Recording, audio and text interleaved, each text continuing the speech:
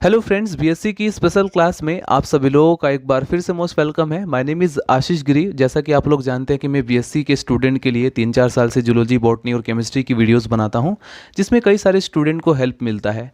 इसी बीच कई सारे स्टूडेंट बीएससी और एमएससी के रिगार्डेड कई तरह के क्वेश्चंस पूछते हैं, जिसमें जो मोस्टली अभी क्वेश्चन पूछा जा रहा है कि सर बीएससी थर्ड ईयर में हम कौन से 2 सब्जेक्ट सेलेक्ट करें। और इसका आंसर कॉमेंट में डायरेक्टली नहीं दिया जा सकता, क्योंकि ये टोटली आप पर ही डिपेंड करता है, ये आपके फ्यूचर पर डिपेंड करता है। तो इसमें बहुत सी बातें हैं जो आपको समझ लेना ज़रूरी है कि आखिर आपको कौन से 2 सब्जेक्ट सेलेक्ट करने चाहिए। ये डिसीजन आपको कैसे लेना है, वही मैं इस वीडियो के अंदर बता रहा हूँ। इसके बाद दोस्तों, सबसे पहले आपको ये समझना होगा कि बीएससी का एक पूरा स्ट्रक्चर देखना होगा, ताकि हमें ये पता चल जा सके कि कौन से वो बीएससी के स्टूडेंट है जिन्हें ये सिलेक्शन करना पड़ता है, राइट। देखिए, बीएससी को हम 3 भागों में कैटेगराइज कर सकते हैं। नंबर फर्स्ट, बीएससी में प्रोफेशनल कोर्सेज भी होते हैं, बीएससी ऑनर्स भी होता है, बीएससी जनरल भी होता है। तो ये जो सब्जेक्ट का सिलेक्शन है, ये बीएससी जनरल के स्टूडेंट करते हैं, राइट। बीएससी के जो प्रोफेशनल कोर्सेज होते हैं, जैसे BSc agriculture, BSc biotechnology, BSc microbiology, BSc nursing, BSc physiotherapy, BSc forestry, BSc computer science, BSc animation, BSc fashion design, कई तरह के प्रोफेशनल कोर्सेज होते हैं। इससे ज़्यादा बड़ी एक लंबी लिस्ट है, जिसके बारे में मैंने ऑलरेडी वीडियो बनाया हुआ है। इसके बाद बीएससी ऑनर्स के जो स्टूडेंट होते हैं, इसमें किसी पर्टिकुलर सब्जेक्ट से आपको पूरी तरह से फोकस करना पड़ता है, राइट। जैसे आप फिजिक्स को लेकर के, यानी 3 साल आप फिजिक्स ही पढ़ते हैं, राइट। तो जिसमें बीएससी ऑनर्स फिजिक्स होता है, बीएससी ऑनर्स जूलॉजी भी होता है, BSc honours chemistry, BSc honours economics, BSc honours biology, BSc honours botany, BSc honours math, यानी इसमें किसी एक पर्टिकुलर सब्जेक्ट पर फोकस किया जाता है। जो भी स्टूडेंट बीएससी ऑनर्स से कोई किसी पर्टिकुलर सब्जेक्ट से बीएससी करते हैं, दैट मीन्स कि उनका फोकस जो है, उनका जो टारगेट है, वो पूरी तरह से निर्धारित हो चुका है, पूरी तरह से फिक्स हो चुका है कि वो किसी एक ही डायरेक्शन में जा रहे हैं। वो एमएससी भी इसी सब्जेक्ट से करेंगे। तो 3 साल अपनी ग्रेजुएशन कंप्लीट करते हैं एक किसी पर्टिकुलर सब्जेक्ट से, और 2 साल जो है अपनी मास्टर डिग्री कंप्लीट करते हैं। 5 सालों में वो उस सब्जेक्ट में बिल्कुल मास्टर हो जाते हैं, बिल्कुल परफेक्ट हो जाते हैं। तो वो किसी भी कोर्स को, किसी भी एग्ज़ाम को क्रैक कर जाते हैं, आसानी से उसको क्वालिफाई कर जाते हैं। इसके बाद हम बात करते हैं बीएससी जनरल। मोस्टली जो स्टूडेंट होते हैं वो बीएससी जनरल से ही बिलोंग करते हैं। अब मैं आपको बता दूं कि जो सब्जेक्ट का सिलेक्शन है बीएससी थर्ड ईयर में, वो सभी कॉलेजेस में नहीं होता है। बहुत सारे ऐसे कॉलेज, बहुत सारे ऐसी यूनिवर्सिटीज़ हैं जहाँ पर तीनों ईयर वही सब्जेक्ट रहते हैं। जो फर्स्ट ईयर सेकेंड ईयर में थे, वही थर्ड ईयर में रहता है। लेकिन बहुत से ऐसे कॉलेज है जहाँ पर हमें ये सब्जेक्ट सेलेक्ट करना पड़ता है। थर्ड ईयर में आकर के हमें सिर्फ 2 सब्जेक्ट सेलेक्ट करना होता है, या आप ऐसे भी कर सकते हैं कि उसमें से एक सब्जेक्ट हमें ड्रॉप करना पड़ता है, राइट। जो 3 सब्जेक्ट थे फर्स्ट ईयर और सेकेंड ईयर के अंदर, उनमें से हमें एक सब्जेक्ट ड्रॉप करना पड़ता है। तो यहाँ पर क्वेश्चन ये आता है कि कौन सा सब्जेक्ट हम चूज़ करें या कौन सा एक सब्जेक्ट हम ड्रॉप करें, राइट। तो देखिए दोस्तों, बीएससी जनरल में 3 सब्जेक्ट हम चूज़ करते हैं जनरली। जो सब्जेक्ट का कॉम्बिनेशन कौन कौन सा होता है, PCM, physics chemistry math. Mostly जो स्टूडेंट होते हैं पीसीएम के होते हैं, पीसीबी के होते हैं, फिजिक्स केमिस्ट्री एंड बॉटनी, बहुत, या बायोलॉजी आप कह सकते हैं। और बहुत सारे ऐसे स्टूडेंट होते हैं जो केमिस्ट्री, बॉटनी, जूलॉजी लेते हैं। और मोस्टली जो स्टूडेंट मेरे चैनल पर यहाँ पर मौजूद हैं, वो केमिस्ट्री, बॉटनी, जूलॉजी के हैं। इसके बाद दोस्तों, कुछ ऐसे भी स्टूडेंट होते हैं जो पीएमएस लेते हैं, यानी फिजिक्स मैथ स्टैटिक्स, राइट। क्योंकि कई बार ऐसा होता है कि बहुत से स्टूडेंट को केमिस्ट्री समझ में नहीं आती, तो वो स्टैटिक्स ले लेते हैं। ठीक इसी प्रकार से कुछ ऐसे भी स्टूडेंट होते हैं जिनके पास जूलॉजी, बॉटनी होता है, साथ में वो कोई नॉर्मल सब्जेक्ट ले लेते हैं, जैसे इन्वायरमेंटल साइंस, या कोई भी सब्जेक्ट उसके साथ ले लेते हैं, यानी केमिस्ट्री को ड्रॉप कर देते हैं। यानी कि दोस्तों, सिंपली हमारे पास ऑप्शन होता है कि हम कौन कौन से सब्जेक्ट चूज़ कर सकते हैं बीएससी के अंदर। और जहाँ पर भी गाइस ऑप्शन होता है, वहीं पर स्टूडेंट को प्रॉब्लम आता है कि हम कौन सा सब्जेक्ट अब सेलेक्ट करें।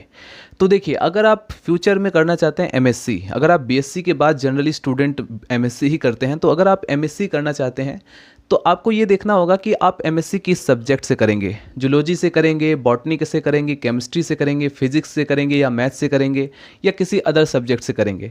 तो अगर आप गाइज जूलॉजी से एमएससी कर रहे हैं, तो बेसिकली आपको समझ लेना चाहिए कि अगर आप बीएससी के अंदर आपके पास है जूलॉजी, बॉटनी और केमिस्ट्री, तो आप केमिस्ट्री को ड्रॉप करना होगा, ठीक है। क्योंकि जूलॉजी के अंदर आने का मतलब है कि आप लाइफ साइंस की कैटेगरी में आ गए।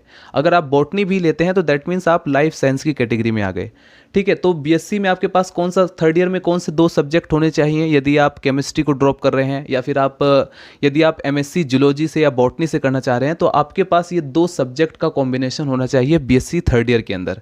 केमिस्ट्री आप ड्रॉप कर दीजिए, ठीक है। यहाँ पर मैं आपको डायरेक्ट बोल रहा हूँ कि केमिस्ट्री आप ड्रॉप कर दीजिए।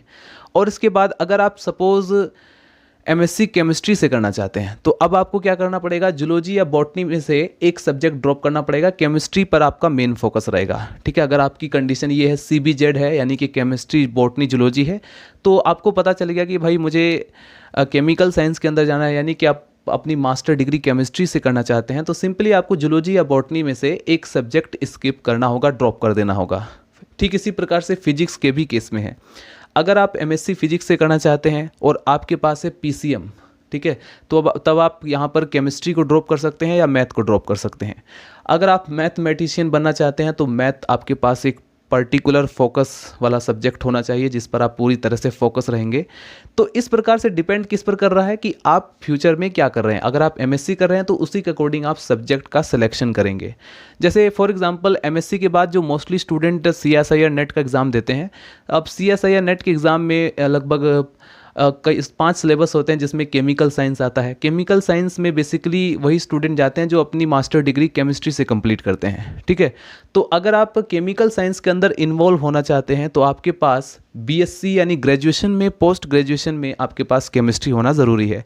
तो केमिस्ट्री आप बिल्कुल भी स्किप नहीं करेंगे। ठीक है, इसके बाद यदि आपका लाइफ साइंस सब्जेक्ट है तो आपको इस चीज़ का ध्यान रखना है कि जूलॉजी बॉटनी, क्योंकि लाइफ साइंस के सब्जेक्ट के अंदर जूलॉजी बॉटनी दोनों आता है, तो आपको ध्यान रखना है जूलॉजी बॉटनी आपके पास रहेगा, केमिस्ट्री आप स्किप कर देंगे। ठीक है, इसके बाद यदि आप फिजिकल साइंस आपका सब्जेक्ट है तो फिजिक्स आपका मेन रहेगा फोकस। ठीक है, इसके बाद आप जो भी चाहें सब्जेक्ट स्किप कर सकते हैं। इस प्रकार से आपको सब्जेक्ट कॉम्बिनेशन बनाना है। ठीक है दोस्तों, ठीक इसी प्रकार से अगर आप पोस्ट ग्रेजुएट टीचर बनना चाहते हैं तो आपको यहाँ पर ध्यान रखना है कि अगर आप जैसे बायोलॉजी, पोस्ट ग्रेजुएट बायोलॉजी के टीचर बनना चाहते हैं तो आपके पास जो सब्जेक्ट कॉम्बिनेशन होना चाहिए वो जूलॉजी बॉटनी का होना चाहिए। राइट, साइंस में जाना चाहते हैं तो फिजिक्स केमिस्ट्री भी होना चाहिए।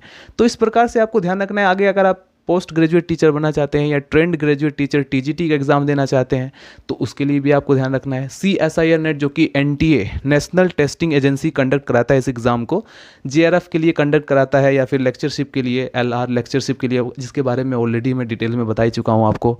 तो बेसिकली आपको ध्यान रखना है। और आज जैसे UPSC की स्टूडेंट जो है IAS बनने के लिए तैयारी करते हैं तो उसमें जो ऑप्शनल सब्जेक्ट होता है, ठीक है, यदि आप UPSC की तैयारी करते हैं तो जो ऑप्शनल सब्जेक्ट लगभग 28 या 30 से ज़्यादा ऑप्शनल सब्जेक्ट होते हैं। अब उनमें आपको ध्यान रखना है 3rd ईयर में अपना ऑप्शनल सब्जेक्ट स्किप नहीं करेंगे। ठीक है, इतना तो आप सभी किसी को भी सेंस होता है कि अपना ऑप्शनल सब्जेक्ट, अगर आप IAS या UPSC की तैयारी कर रहे हैं तो आपको BSc से ही स्टार्ट कर देते हैं आप तैयारी अपनी, फर्स्ट ईयर से ही अगर आप स्टार्ट कर देते हैं तो आपको ध्यान रखना है कि आप जैसे बॉटनी आप ऑप्शनल सब्जेक्ट ले रहे हैं UPSC के अंदर तो उसको आप बिल्कुल भी स्किप ना करें। अगर आप जूलॉजी ले रहे हैं तो उसको बिल्कुल भी स्किप ना करें। तीनों ईयर की जो जूलॉजी को अच्छे से आप पढ़ें।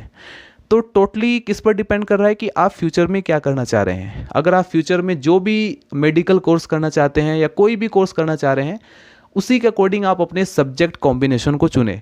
तो फाइनली अब भी डिसीजन जो है वो आपके पास ही है। मतलब मैं इस चीज़ को नहीं डिसाइड कर रहा हूँ कि आप जाकर ये सब्जेक्ट लीजिए, अभी भी आपके पास ही होता है कि डिसीजन कि आप फ्यूचर में क्या करेंगे। उसी के अकॉर्डिंग आपको 2 सब्जेक्ट सेलेक्ट करने हैं या आप ऐसे भी कर सकते हैं कि एक सब्जेक्ट आप ड्रॉप करेंगे। ठीक है, सो उम्मीद है आपको ये वीडियो हेल्पफुल होगा। अगर आपको कोई भी प्रॉब्लम हो, कोई भी क्वेरी हो तो आप कमेंट में मेंशन कर सकते हैं। मिलते हैं दोस्तों नेक्स्ट वीडियो में। Bye bye, Tata.